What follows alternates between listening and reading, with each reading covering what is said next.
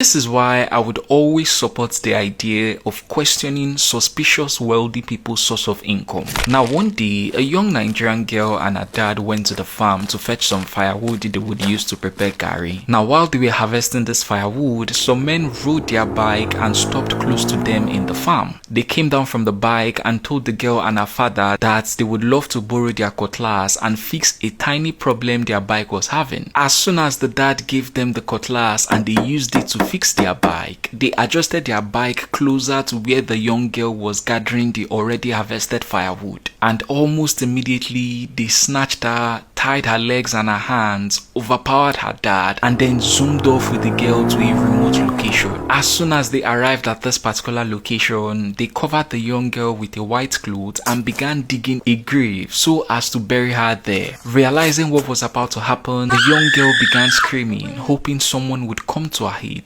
Luckily for her, there were some vigilantes who happened to be around the area at that same time. They heard the screams, followed the sound, and it led them right to the girl. This was how the vigilantes immediately captured some of the guys, with one escaping, restrained them, and then rescued the young girl. After the whole thing cooled down, the vigilantes began interrogating the men they caught on why they wanted to kidnap the girl, and that's when they confessed that they were sent by a man who happens to be a rich native doctor in the community. Now the man goes by the name Ezeagu, and according to some reports, he also happens to be a big businessman and is a big money spender. This is him during an event that was hosted where he is spraying money. Now as soon as those kidnappers confessed, the vigilantes members stormed Ezeagu's house. On getting there, he wasn't around, but they saw other people in the compound whom they arrested. Now here is where it gets crazy. While examining the compound, the vigilantes saw an area that looked hollow, and then they dug it, and that's when they saw something they weren't expecting.